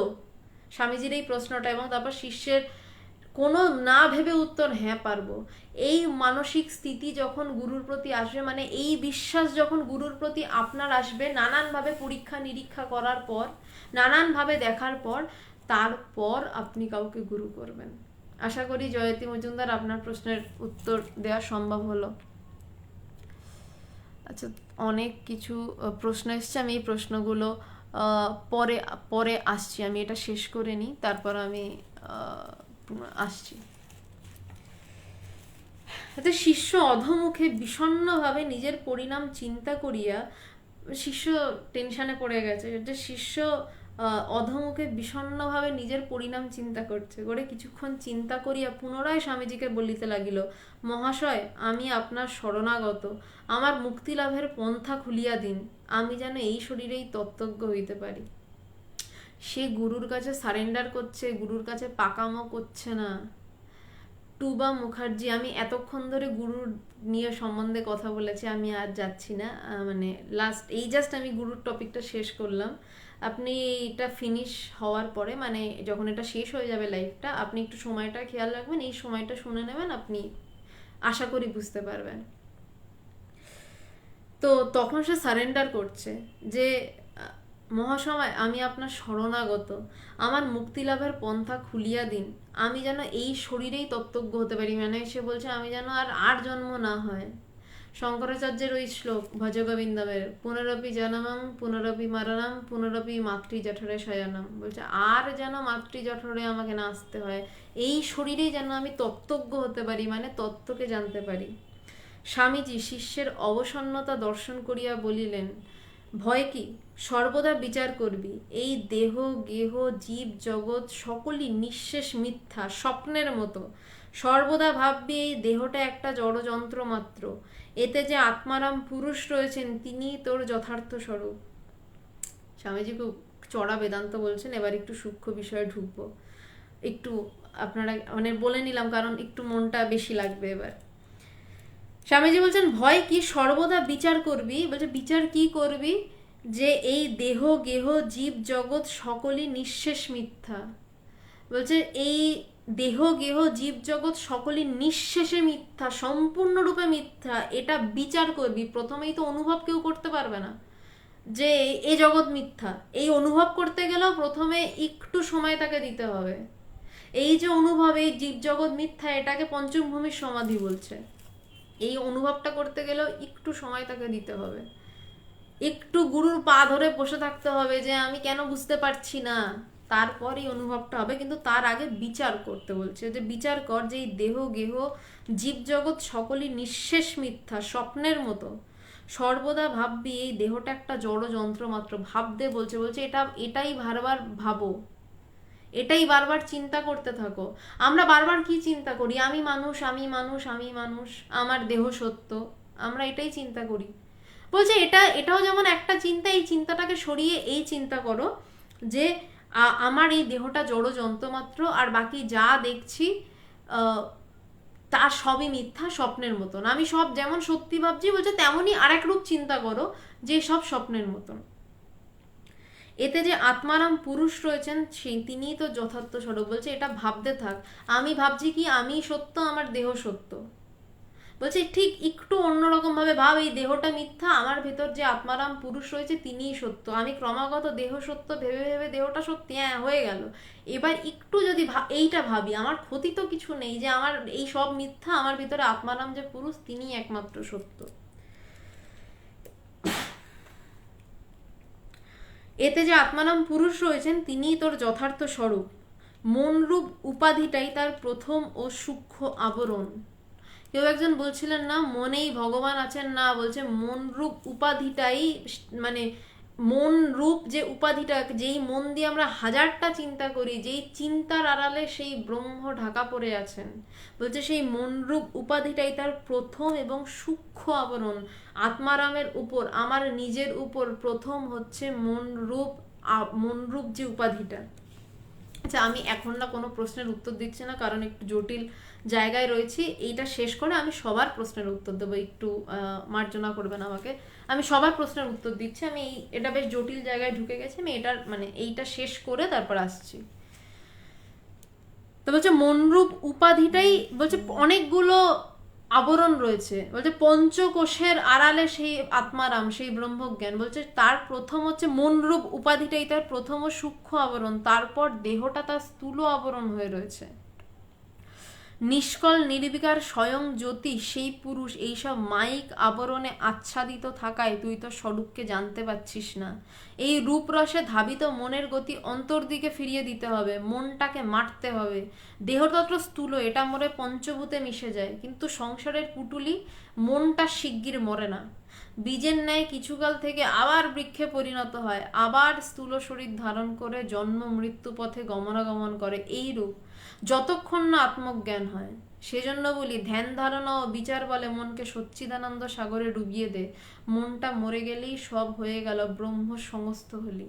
কঠিন জায়গা, আমি ভেঙে ভেঙে আসছি। যে প্রথম লাইনটা বলছে যে মনরূপ উপাধিটাই প্রথম এবং সূক্ষ্ম আবরণ, তারপর দেহ নামক স্থূল আবরণ রয়েছে। কেন বলছেন? বলছে যে আমরা যদি একটু শান্ত হতে পারি, আমরা দেখবো আমরা বলবো আমরা বাইরে দৌড়াচ্ছি, বাইরে এই কাজ, বাইরে সেই কাজ। আমরা যখন রাত্রিবেলা চোখ বুজে শুই, আমাদের ভিতরে কিন্তু কাজ তখনও চলে। কাল এটা করব, কাল সেটা করব, কাল ওটা করব।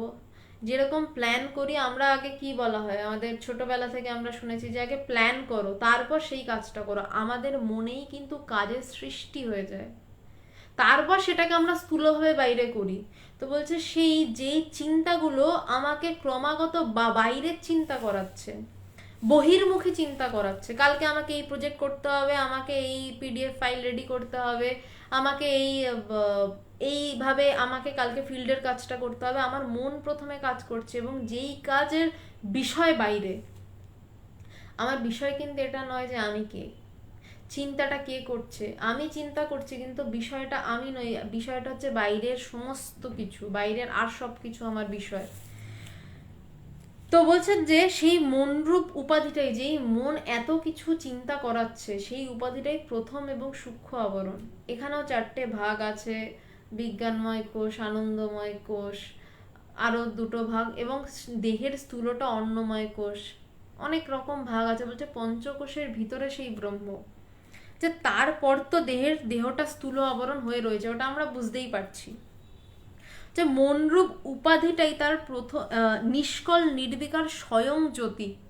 যে নিষ্কল, এই টার্মসগুলো খুব ইম্পর্টেন্ট। নিষ্কল, নির্বিকার, যার কখনোই কোনো বিকার নেই, যে প্রচন্ড নোংরা কাজ করলেও যার কোনো বিকার নেই, সেই যখন বাল্মীকি হত্যা করছে তার বিকার নেই, সেই বাল্মীকি যখন রাম রাম বলছে তখনও তার কোনো বিকার নেই, সে অবিচলিত, সে নির্বিকার হয়ে রয়েছে, কোনোটার সাথেই সে যুক্ত নয়। যখন রাম রাম বলছিল তখনও বাল্মীকি জানে আমি বলছিলাম, যখন সে মানুষকে হিংস্রতা নিয়ে কাটছিল বাল্মীকি জানে আমি কাটছিলাম। ওই আমিটা কনস্ট্যান্ট, বলছে সে নির্বিকার স্বয়ং জ্যোতি, বলছে তাকে জন্য আলাদা জ্যোতির ব্যাখ্যা নয়, বলছে যে সেই জ্যোতিটার নিজে, সে নিজেই জ্যোতিষ্মান, সে স্বয়ং জ্যোতি, সেই পুরুষ এসব মাইক আবরণে আচ্ছাদিত থাকায়, তো সেই যে কখনো ছিল না, তার জ্যোতি নিভে গেছে কমে গেছে তা নয়, বলছে তার জ্যোতিটা আমাদেরই বিভিন্ন চিন্তায় ঢেকে যাওয়াতে আমি আমাকে চিনতে পারছি না, মাইক আবরণে আচ্ছাদিত থাকায় তুই তোর স্বরূপকে জানতে পারছিস না, বলছে এই জন্যই তুই স্বরূপকে জানতে পারছিস না। এই রূপরসে ধাবিত মনের গতি অন্তর দিকে ফিরিয়ে দিতে হবে। ওই যেটা বললাম যে আমি আমার মনের যদি তাকিয়ে দেখি আমি ক্রমাগত এই জগৎটা থেকে আমি কিভাবে একটু আনন্দ পেতে পারি বা কিভাবে কাজ করতে পারি, কাজ করা মানে কি দিনের শেষে মাইনে পাবো, এই তো সেই মাইনেটা নিয়ে একটু আমার ব্যাংক ব্যালেন্স বাড়বে, আমি আমার ভোগ করব, যে এই দিক থেকে ঘুরিয়ে যদি একটু ভাবতে পারিস যে কে ভোগ করবে, কে কাজগুলো করছে, বলছে এটাই একটু যদি জাগতিক রূপরসে ধাবিত মনের গতি অন্তর দিকে ফিরিয়ে দিতে হবে, মনটাকে মারতে হবে। বলছে যেই মনটা এত কিছু নিয়ে ভাবাচ্ছে, সেই মনটাই হয়তো আবার ঈশ্বর চিন্তা করছে, কিন্তু সেই মনটাকেও মারতে হবে। কেন মারতে হবে? ধরুন আমার হাতে ধুলো লেগেছে, এবার ধুলো ধুলো কালি ফালি লেগে গেছে, এবার ওই কালি ওঠাতে আমি কি করবো? আমি হাতে সাবান ঘষবো, সাবান ঘষে ঘষে ঘষে হাত থেকে কালি তুলে ফেললাম। তো এবার আমি কি সাবানটাকে নিয়ে এরম করে হাত তুলে এরম বসে থাকবো? আমাকে কাজ করতে গেলে কি করতে হবে? সাবানটাও ধুয়ে ফেলতে হবে। আমার সাবানও গেল, কালিও গেল, কালিটা তুললাম সাবান দিয়ে, সাবানটার কালি দুটোই জল দিয়ে ফেলে দিলাম। তো তেমনি যেই মনটা জগতের চিন্তা করছিল, সেই মনটা দিয়েই আধ্যাত্মিক চিন্তা করতে হবে। এবং একটা সময় ওই মনটাকেও উড়িয়ে দিতে হবে বলা ভুল, একটা সময় ওই মনটাও উড়ে যায়, ওই মনটাও আর থাকে না, তখনই তার প্রকাশ, তখনই ঈশ্বর চিন্তাও কিন্তু এক প্রকার চিন্তা, যা চিন্তা চাই তাই ভুল। কিন্তু প্রাথমিকভাবে এটা ভাববেন না, প্রাথমিকভাবে ঈশ্বর চিন্তাটা চেষ্টা করুন, ঈশ্বর চিন্তাটাও এক প্রকার চিন্তা।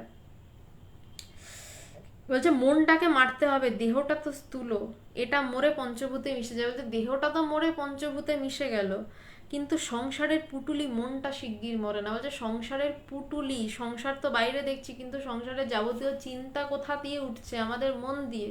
বলছে সেই পুটুলি যেখান থেকে আমরা আমরা বাজারের ব্যাগটাকে বলে পুটুলি বলতে আগে, সেখান থেকে জিনিস নিয়ে নিয়ে রাখছি, তারপর সেটা দিয়ে আমরা রান্না করছি, করে খাচ্ছি। বলছে তেমনই এই মনটা পুটুলি, এখান থেকে বিভিন্ন চিন্তাকে আমরা বের করছি, প্রথমে বের করে ওটাকে রান্না করছি, মানে আমরা ওটা জগতে ওটাকে অ্যাপ্লাই করছি, অ্যাপ্লাই করে আমরা আবার নতুন কাজের সৃষ্টি করছি। বলছে এই সংসারের পুটুলি মনটাকে মারতে হবে।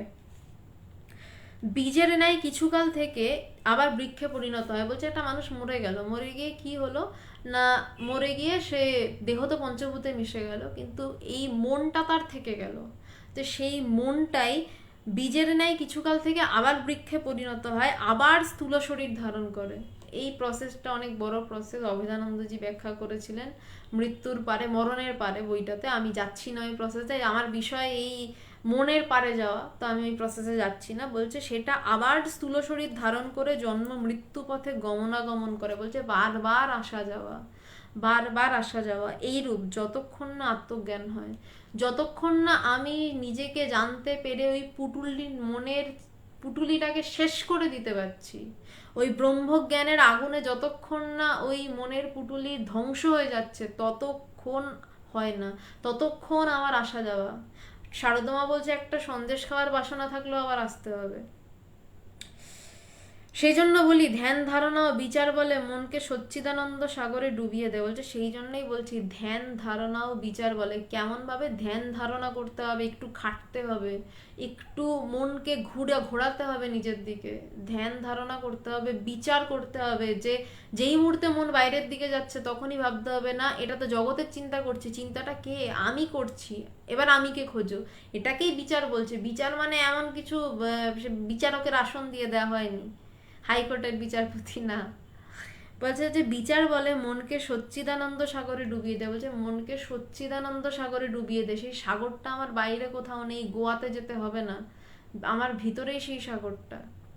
যে এইভাবে মনকে সচ্চিদানন্দ সাগরে ডুবিয়ে দে, মনটা মরে গেলেই সব গেল, ব্রহ্ম সমস্ত হলি। বলছে মনটা মরে গেলেই সব হয়ে যাবে, ব্রহ্ম সমস্ত হলি মানে তুই ব্রহ্ম হলি। মানে শরৎচন্দ্র চক্রবর্তীকে স্বামী যে তুই করে বলতে হবে যে তুমি নিজেই ব্রহ্ম হবে যখন মনটা উড়ে যাবে। আজকে এই অবধি। এবার আপনাদের যা যা প্রশ্ন আছে আপনারা করতে পারেন, আমি উত্তর দিচ্ছি। এইটুকু অংশ বেশ কঠিন ছিল, আর আজকে বেশ একটু অন্যরকম আলোচনা হয়েছে। কারোর যা প্রশ্ন থাকে করতে পারেন। আচ্ছা, জয়তী মজুমদার বিশ্বাসটাই আসল, সেটাই তখন ছোটবেলায় ভেঙে যায়, তারপর আবার বিশ্বাস করতে ইচ্ছা করে না।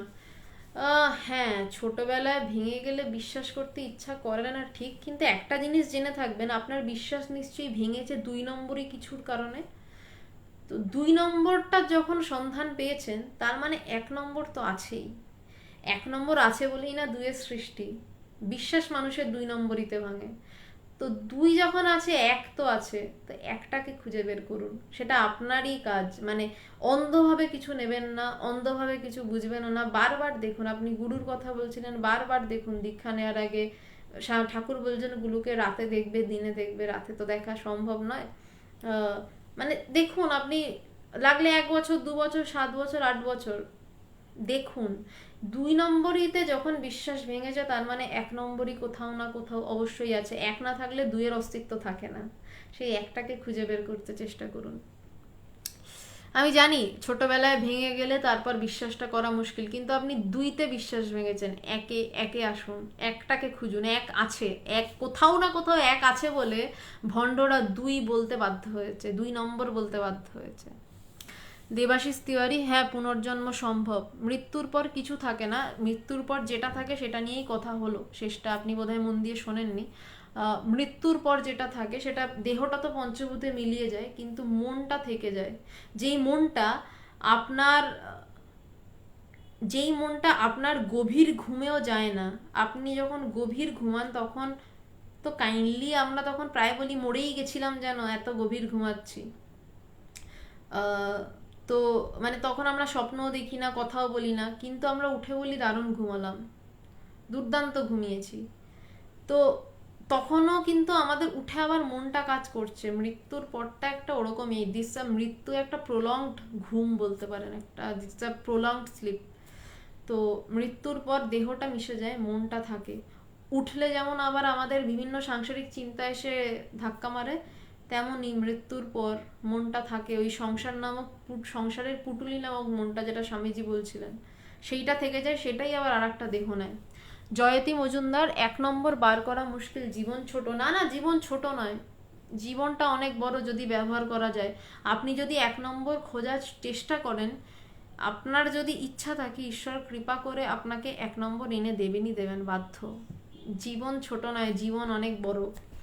আপনি যদি চান জীবন অনেক বড়, নইলে জীবন এইটুকু ছোট্ট। পবিত্র মজুমদার, ভগবান দর্শন হয়েছে, তিনি কষ্ট পাচ্ছেন, তাকে গুরুরূপে পেলে আমার ব্রহ্মজ্ঞানের জন্য তার কষ্ট হবে, এত নিষ্ঠুর হতে পারিনি, তাকে গুরুরূপে পাওয়া এ জন্মে হবে না মা। আমার এই কথাটা মনে হতো পবিত্রবাবু, যে তাকে ব্রহ্মজ্ঞানের জন্য তার তো কষ্ট হবে। তো হঠাৎ ভগবান একদিন আমাকে একটা গল্প বলেছিলেন। তবে হ্যাঁ, এটা একটা ব্যাপার, ভগবান দীক্ষা দেন না, আমাকে উনি দীক্ষা দেননি। তো আমার এরকম মনে হয়েছিল যে না, ঠিক আপনার মতনই অনুভূতি হয়েছিল যে ব্রহ্মজ্ঞান আমার লাগবে না, কি করবো চেয়ে, সেই তো তাকেই কষ্ট করতে হবে।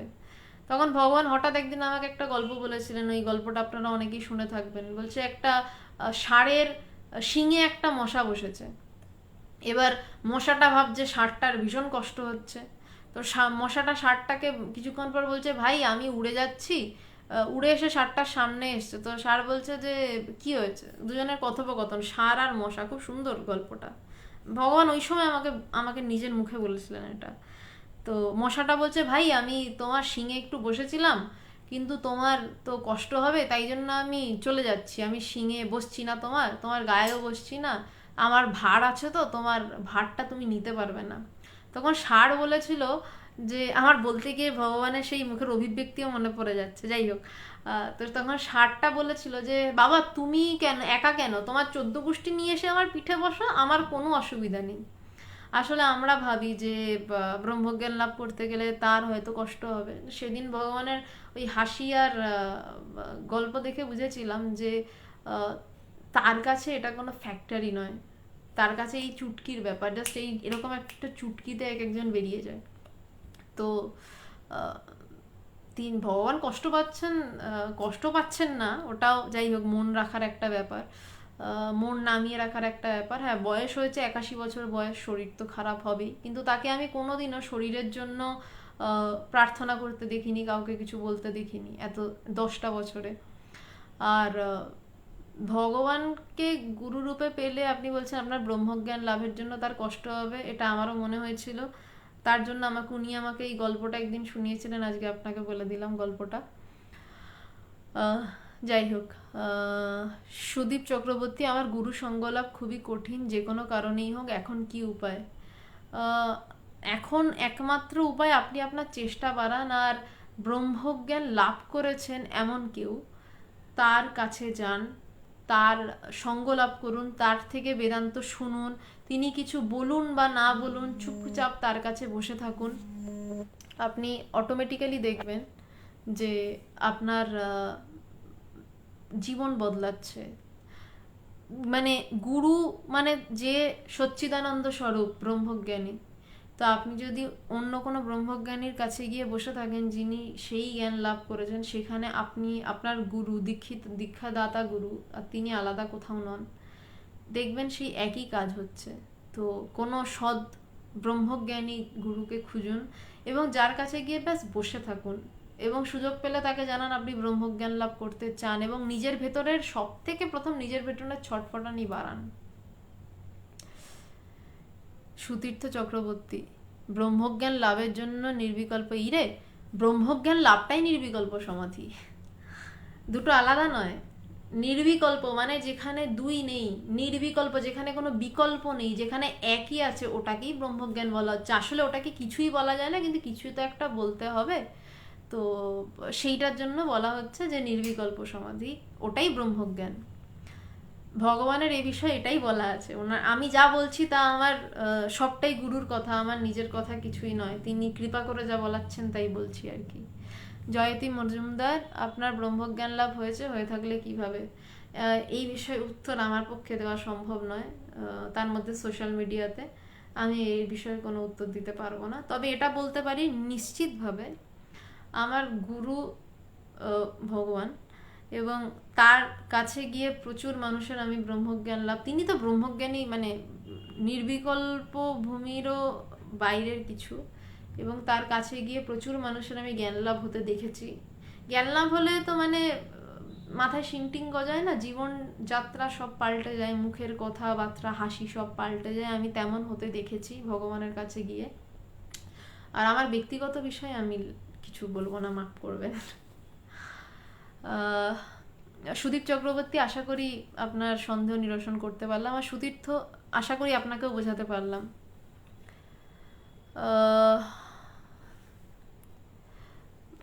এরপরের প্রশ্ন, অনেকে প্রশ্ন করেছেন, হারিয়ে গেছে। শ্রীমতী দিক, নমস্কার। দেবাশিস তিওয়ারি, একলব্য তো গুরু ছাড়াই গুরুর মূর্তি কল্পনা করে বিখ্যাত হলেন, আমি কি ওভাবে এগোতে পারি না? চেষ্টা করে দেখুন, একলব্য তো একজনই ছিলেন, আপনি যদি পারেন খুব ভালো। সিদ্ধার্থ মামা, গুরু ভীষণ ভারী, এই তত্ত্ব খুবই দরকারি, কি বলতে চাইছেন? আচ্ছা, আপনি একটা দোহা লিখেছেন, বেশ।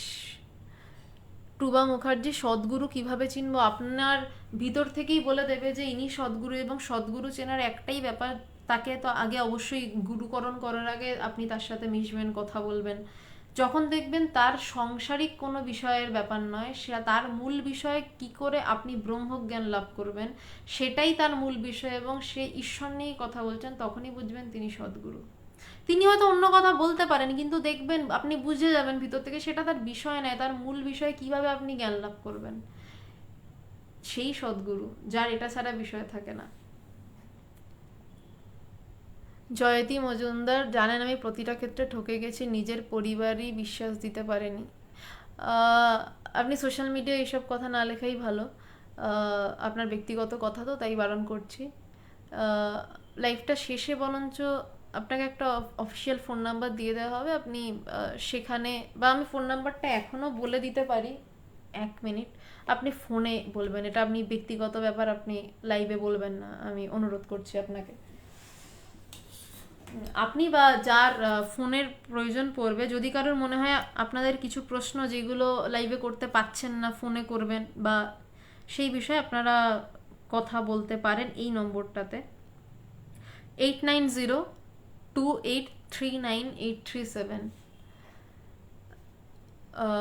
আমি নম্বরটা জাস্ট লিখে দিচ্ছি, 8902839837। নম্বরটা রাখা রইল, আপনারা যাদের দরকার আপনারা নম্বরটা নিয়ে নিতে পারেন। যদি মনে হয় যে আধ্যাত্মিক বিষয় একমাত্র, যে আপনাদের কোনো প্রশ্ন আছে যেটা আপনারা পারছেন না লাইভে করতে, সবসময় সব প্রশ্ন সবার সামনে লাইভে সম্ভব হয় না, আপনারা এই নম্বরটায় প্রশ্ন করতে পারেন বা আরও কিছু বলতে পারেন। Ishita, thank you. আচ্ছা, আর কোনো প্রশ্ন? শর্মিষ্ঠাদি, গুরুর কল্পনাটা পুরোপুরি মানে আমি বুঝলাম না শর্মিষ্ঠাদি কি বলতে চাইছো। রাম দরবার, আমার বিশ্বাস আধ্যাত্মিক পথেই সকল সুখ শান্তি লুকিয়ে আছে। হ্যাঁ, এটাই, আধ্যাত্মিক পথেই একমাত্র সুখ এবং শান্তি লুকিয়ে রয়েছে, আর কিছু কোথাও লুকিয়ে নেই। আপনি নম্বরটাতে ফোন করবেন, এটা একটা অফিসিয়াল ফোন নাম্বার, আপনি বলবেন আপনি ইন্ডিয়ান মঙ্কস পেজ থেকে দেখে নম্বরটা পেয়েছেন। আপনি কালকে, বেটার আপনি কালকে 4টের পরে ফোন করুন, আপনি হয়তো পাবেন। এই নম্বরটা, যে নম্বরটা দিলাম সেই নম্বরটায় আপনারা কালকে বিকেলবেলা 4টের পর ফোন করুন, আপনারা আশা করি পাবেন। নম্বরটায় হোয়াটসঅ্যাপও রয়েছে, যদি ফোনে না পান, হতেই পারে ফোনে হয়তো পাচ্ছেন না, নম্বরটায় একটা হোয়াটসঅ্যাপ করে দেবেন, কল ব্যাক করে নেওয়া হবে। সুদীপ চক্রবর্তী, শ্রীলেখা সেন ডিগুপ্ত, আপনি যদি কোনো প্রশ্ন থাকে আপনি ফোন করুন, শ্রীলেখা সেন ডিগুপ্ত, আপনি আপনার প্রশ্নের উত্তর পাবেন। এটা ইন্টারন্যাশনাল বেদান্ত সোসাইটির ফিমেল উইংসের অফিসিয়াল ফোন নাম্বার, আপনি ফোন করবেন। আর কালকে বিকেল 4টের পর করুন, আর যদি ফোনে বাই দি চান্স না পান, একটা হোয়াটসঅ্যাপ করে দেবেন, আপনাকে যোগাযোগ করে নেওয়া হবে।